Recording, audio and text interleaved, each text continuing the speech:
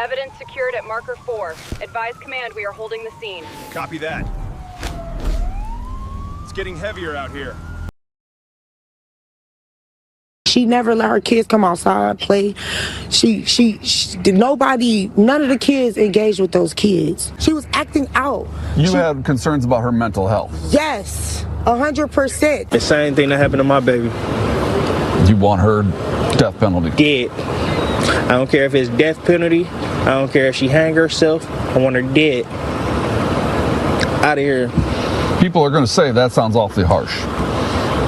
You killed 2 kids because you couldn't control your emotions as a grown woman. I don't care how harsh you say it is. Now, that 28-year-old woman is in court facing 2 counts of aggravated murder. She stands accused of killing her young daughters, 8-year-old Mila Chapman and 10-year-old Amore Wilson. The prosecution revealed a nightmare. Those children were stuffed inside suitcases, their decaying bodies eventually discovered in shallow graves out in a frozen field. The state requested a $2 million bond today. Over across the street, and she stopped. It was like a pile of dirt, and she stopped sniffing, and I usually just walk, and she catch up with me. And she was taking too long, so I went back and looked, and it was a suitcase that was like half buried. And I pulled it up and looked in it. It was a head, somebody's head in it, and I immediately called the police. You can see the case from back here. It's all the way straight to the back.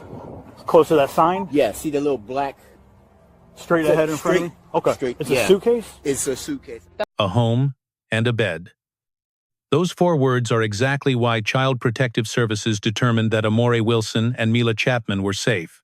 That is the official excuse documented by bureaucrats for leaving 2 little girls in the care of the woman now charged with their murders. No one actually investigated the home. No one sat with those kids, looked into their eyes, and asked if they were okay. They were left there simply because they had a mattress. 10-year-old Amore Wilson had a home and a bed on East 162nd Street in Cleveland. Now, she is gone forever from us. 8-year-old Mila Chapman had a home there too. Pink was her absolute favorite color. She truly thought she was a real-life princess. Now she is gone. Their neighbor warned authorities that something was wrong, but the system simply dismissed the concerns. Their father begged for custody and welfare checks for 6 long years. He was ignored until Friday morning, when the judge finally set a $2 million bond for their mother. She faces 2 counts of aggravated murder and child endangerment. In Ohio, these charges carry the possibility of the death penalty. Aaliyah Henderson stood in that courtroom and said almost nothing at all. She had a home, too. She lived in Cleveland her whole life with no criminal record or any history of violence. There were no red flags in the system to warn anyone before this catastrophe struck that house on East 162nd Street. Meanwhile, 2 sisters lay buried 30 feet apart in suitcases in a frozen field just outside their front door. This isn't merely a murder. It is a story of what happens when the system decides a roof and a bed are enough to protect a child. Stay with me, because these girls deserve for everyone to know what happened to them and how it was allowed to happen. We cannot let their names be forgotten or their story ignored. If you are seeing this, subscribe now. This channel exists to shine a light on moments exactly like this one. Judge Johnson set her bond at $2 million, $1 million for each life taken. Listen closely to what the judge had to say. Nature of the allegations, as well as my concern for the safety of the public, we will deal, the bond will be $2 million. When children need the world to notice, when their story is still unfolding before us, we cannot look away. Justice only happens when enough people refuse to stay silent. Subscribe and stay with me as we uncover the truth. The devil is among us. Dozens gathered Friday in the same spots where the bodies of 10-year-old Amore Wilson and her 8-year-old sister Mila Chapman were found earlier this week. Police say the girls were killed by their mother, put in 2 suitcases, and partially buried in shallow graves within sight of the family's home on East 162nd Street. What we need to commit to from this point forward is being the voice for these angels and making sure that justice is done. Let us look at what we know right now. because this investigation is moving faster than anyone expected it to. Ever since that dog stopped at the fence line on March 2nd, new and chilling details have been surfacing. New statements and charges reveal just how many people tried to save these sisters, only to be turned away by the very system. This is exactly where the case stands right now. When Aaliyah Henderson appeared before Judge Jeffrey Johnson on Friday, March 6th, the room was silent. The charges weren't just the 2 counts of aggravated murder. There was a third, equally disturbing charge on the docket: child endangering. That charge almost certainly connects to the third child found alive inside that house. Investigators found the survivor when they executed their search warrant on East 162nd Street. This child was there through whatever happened to Amore and Mila, a witness to the horror. The surviving child is now in the care of the Department of Children and Family Services. As the full picture of that household emerges, we see 3 charges, 2 dead daughters, and 1 mother standing silent before a judge. In Ohio, this silence carries weight. Aggravated murder is a capital offense, meaning the death penalty is on the table. Whatever the prosecution decides, the legal ceiling in this case is as high as it gets. Judge Johnson set a $2 million bond at the hearing, $1 million for each count. He was explicit about his reasoning. He cited a deep concern for the general public safety. Given the nature of the allegations, as well as my concern for the safety of the public, we will deal, the bond will be $2 million. The system decided these little girls were safe for one chilling reason.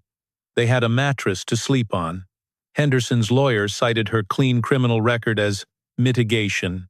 She was a lifelong Cleveland local, the defense claimed, simply a mother looking for a job. These are the standard arguments for a public defender whose client faces the most harrowing charges the court processes. The judge wasn't moved. $2 million. She stays behind bars because no one is posting that bond today. Henderson said almost nothing in that courtroom. No plea was entered at the arraignment. The process is in its earliest stages. The grand jury and formal indictment are still ahead. Everyone in that courtroom noticed the heavy silence from the woman charged with killing her own daughters. No tears fell as the prosecutor described 2 girls found in suitcases in a frozen field. She was only in that courtroom for a few short minutes. Her daughters were in that ice for months. That is the most devastating detail to emerge. Neighbor Dasha Kreider, who lived next door on East 162nd Street, finally spoke out. She told reporters she called Child Services about her concerns. They simply dismissed her report. Yes. She never let her kids come outside, play. None of the kids engaged with those kids. Deshawn Kreider, who shares a duplex with Henderson, says she too called protective services about Henderson, concerned about erratic behavior. She was acting out. You had concerns about her mental health? Yes, 100%. Let that land. Deshawn Chapman, the girl's father, called Child Services for 6 years and was dismissed. The neighbor living in the same building also saw the danger up close and called. Her concerns were serious enough to report, but the system just closed the case. 2 separate people, multiple reports, and 0 action. Mila and Amore stayed in that house. Here is the haunting truth. When investigators looked for why the system failed, the answer they found was sickening. Child Services determined the girls were safe because they had a home and a bed. That was the only bar. That was the entire standard. A roof and a mattress were enough to leave them with the woman charged with their murder. They didn't check their schooling or the father's desperate emergency custody filings. They didn't think a neighbor's warning about behavior was worth a deeper look. 2 girls hidden with no school records didn't trigger a single investigation. They had a home and a bed. So the system closed the case while the father kept calling, and the snow buried the truth. And then there is this. During those 6 years of searching, Deshawn finally reached Aaliyah Henderson on the phone. She told him he couldn't see his daughter because he was too family-oriented. Too family-oriented. That was her reason for keeping a father away from his child. She claimed his commitment to being a father was the actual problem. Deshawn, a restaurant cook who fought for years, was told his love was the reason he lost her. He never stopped until a homicide detective called with the news. Deshawn isn't just grieving, He's calling out the 3 words that every lawmaker needs to hear. It could have been prevented. Not maybe. Not possibly. It was preventable. The same thing that happened to my baby. You want her death penalty? Dead. I don't care if it's death penalty. I don't care if she hang herself. I want her dead. Out of here. People are going to say that sounds awfully harsh. You killed 2 kids because you couldn't control your emotions as a grown woman. I don't care how harsh you say it is. He knows it, and the neighbor who called child services knows it too. Everyone who sees this 6-year timeline of ignored warnings knows the truth. The question is, what changes so the next child doesn't pay this price? Change the laws. Let a father have a say in his child's life. Since Mila was identified, Deshawn has been facing the practical realities of death. He started a GoFundMe, a loving farewell for Mila Chapman, for funeral costs. After 6 years of trying to find her alive, he's raising money to bury her. On Friday afternoon, as Aaliyah Henderson was processed, the girls finally had their day. The playground soil held a dark secret for weeks. 50 people gathered at the Saranac fence for a candlelight vigil.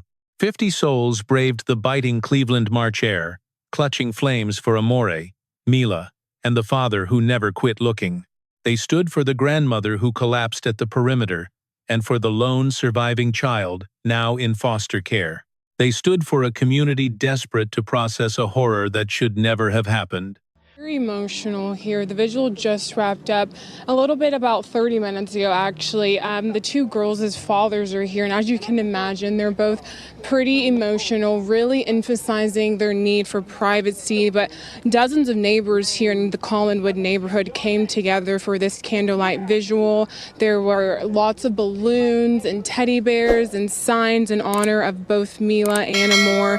The visual itself did end sooner than planned after families are just so overcome with emotion and they just couldn't even come to talk. One attendee, Merle Bedingfield, gave voice to the collective rage when she spoke of Henderson.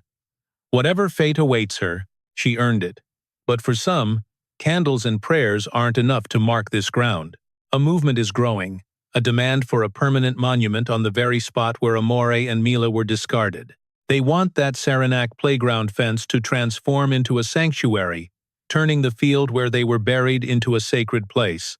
They want something more than flowers and wax that will eventually succumb to the elements. They need a permanent marker that screams 2 children lived here. They counted. They will never be erased. Councilman Mike Polensek has remained a constant fixture at the site, standing with the community before the cameras. This past Friday, he uttered a warning that still chills the bones of everyone who heard it. He told the crowd that anyone doubting the devil walks among us is dead wrong. He is right. The autopsies are finished. The results remain hidden. How did Amore and Mila die? Authorities have yet to confirm the exact cause of death. That specific medical data will serve as the spine of the prosecution's case. It will reconstruct the final moments inside that house using the cold, clinical terminology that a jury must eventually face. Drop a comment right now. 1 word. How are you feeling as you hear this? I read every single response. To grasp the chaos of that Friday courtroom, you have to rewind to the Monday night, when the world stopped. It was March 2nd, 2026, just past 8 p.m. on East 162nd Street. Philip Donaldson was out walking his dog a normal Monday night. It was the kind of routine stroll happening in every zip code at that moment. Unremarkable, mundane, just the simple freedom of stepping outside once the day is done. Then, his dog pulled him toward the Saranac fence and froze. The animal locked onto something beneath the ice, refusing to budge or be led away. Donaldson walked toward the perimeter. He noticed the ground near the fence had been disturbed only slightly. There was a minor dip in the snow, an almost invisible flaw in the frozen mud, a detail any human eye would miss. But the dog knew. Half buried in the dirt was a suitcase, its zipper exposed to the sky. It was just a piece of luggage, an object so common it shouldn't have triggered an alarm, even if what lay inside was pure evil. He pulled the zipper. He found a child. He called 911 immediately. His voice was the sound of a man who had seen something the human brain isn't built to handle alone in the dark. Police arrived, taped off the scene, and began a frantic sweep of the brush. 30 feet away, they found another suitcase, tucked into the same shallow grave under the same thin layer of snow. It was a calculated attempt to hide the bodies that had kept these graves secret through the Cleveland winter. While the neighborhood lived their lives just feet away, two girls lay in two suitcases, 30 feet apart, in a field.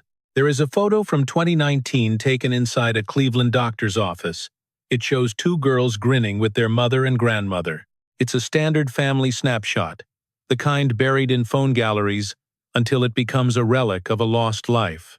That image is everywhere in Cleveland now, because those two smiling faces belong to Amore and Mila.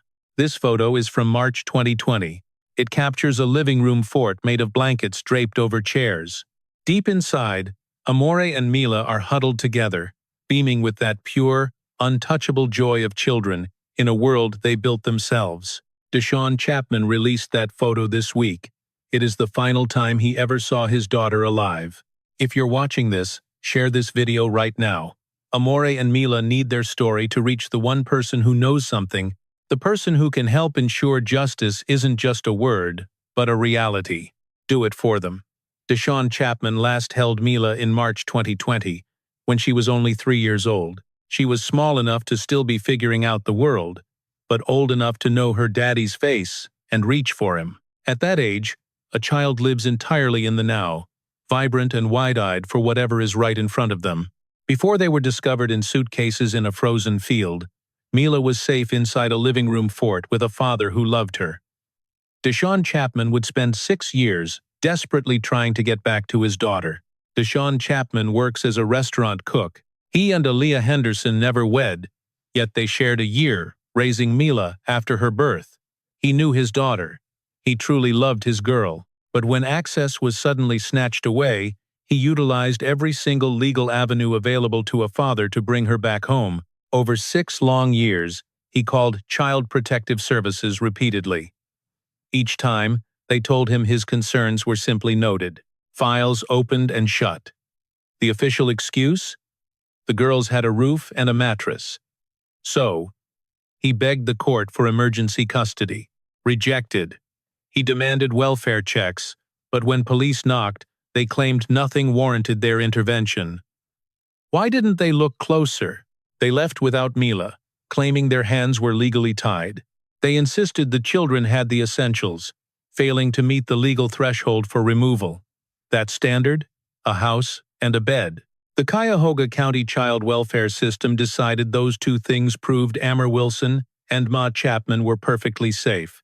A father's legal pleas, welfare requests, and a neighbor's direct tip all failed to clear that low bar. Just a house and a bed.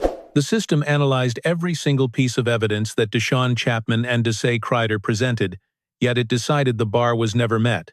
Amore and Mila stayed in that house until they were in that field.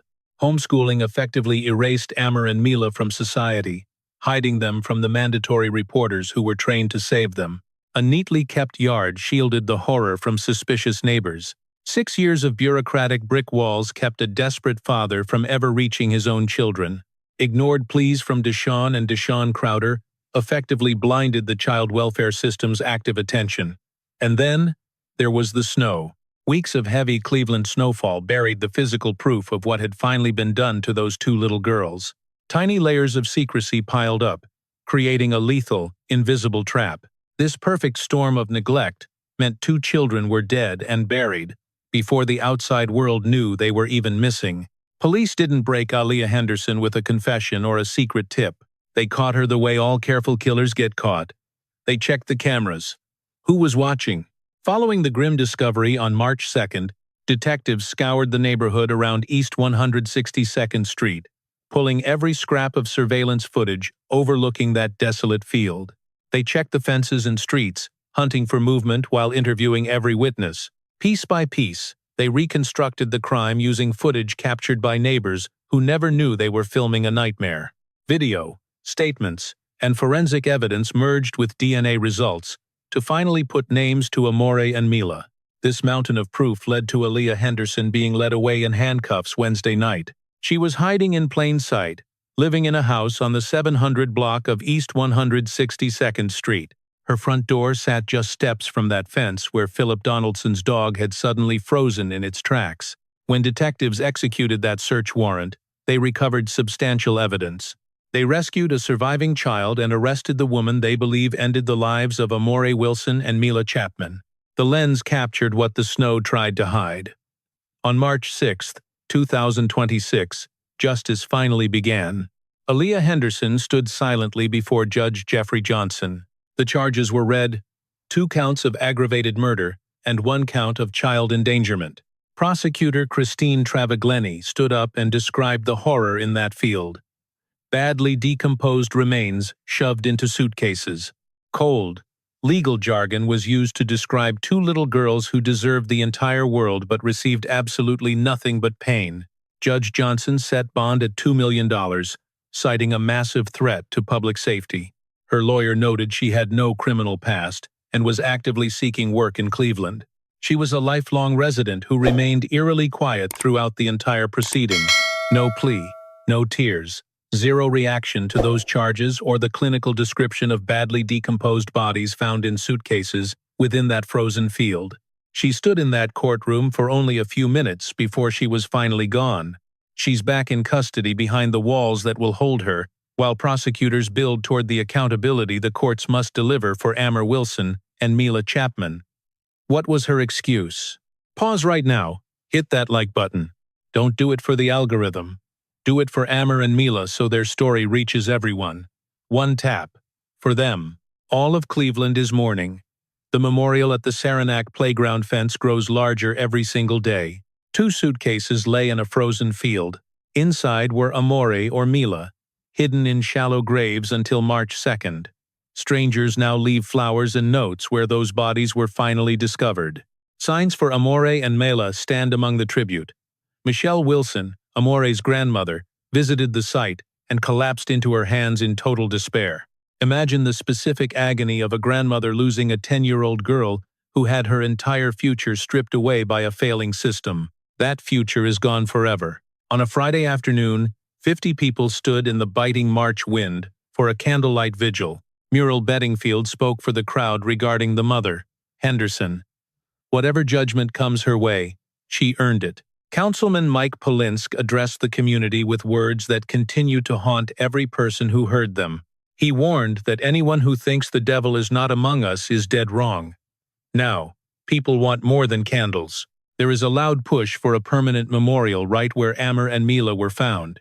They want something that lasts, a landmark that declares these children lived, they mattered, and Cleveland will never forget them. Not a temporary vigil, but something permanent for Amore and Mila. Deshawn Chapman is not just mourning, he is demanding. The evidence surfacing this week makes his rage impossible to ignore. 2 different people reported concerns about Amore to Child Protective Services, including a father who tried to reach her for 6 years.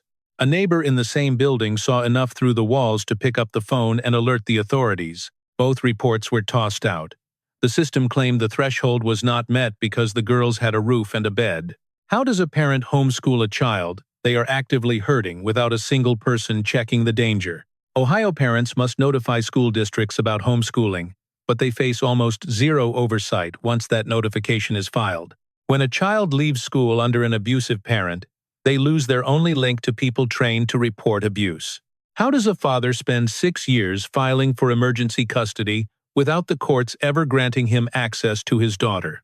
The answer involves the rigid, cold way that family courts and welfare agencies manage high-conflict custody disputes. They prioritize the custodial parent and set an incredibly high bar before any agency will intervene.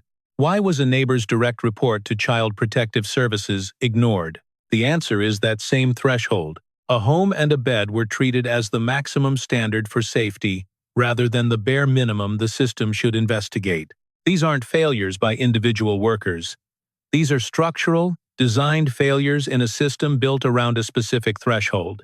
That threshold was a roof and a bed, and it was not enough. Deshawn Chapman is right. Change the laws now because Amore Wilson and Mila Chapman paid for the current ones with their lives. Share this video immediately. Everyone needs to hear the conversation Deshawn is forcing about the rights of fathers. This is about welfare oversight and the lack of monitoring for kids who are homeschooled. It is about what a bed and a home really mean when the bureaucracy is stripped away. This must be louder. Share it. Make it louder. Their names are Amore Wilson and Mila Chapman, ages 10 and 8. They were sisters found in separate suitcases in shallow graves in a frozen Cleveland field on March 2, 2026. Their mother is in jail on a $2 million bond, charged with aggravated murder and child endangering. Prosecutors have put the death penalty on the table in Ohio for this case.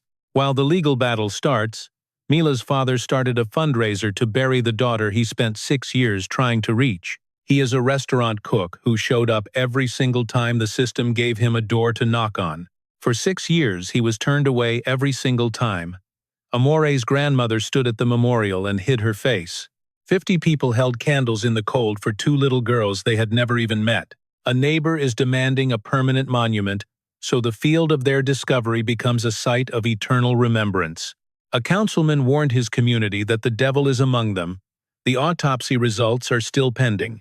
The public is still waiting for the official cause of death. The trial is ahead. Investigators are still piecing together the nightmare that happened on East 162nd Street. But one truth does not need a verdict. Amore Wilson was 10 and deserved to grow up.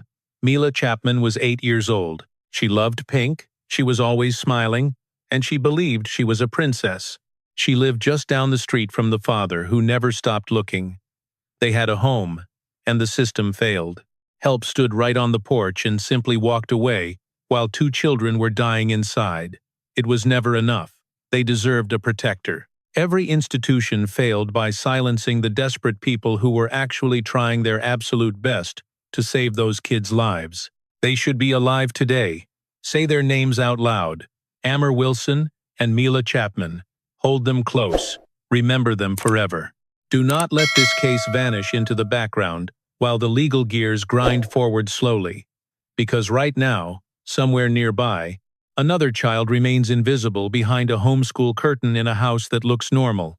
The system ignores them while telling a desperate father or neighbor that the legal threshold for a rescue hasn't been met yet. How much more evidence do they need to see?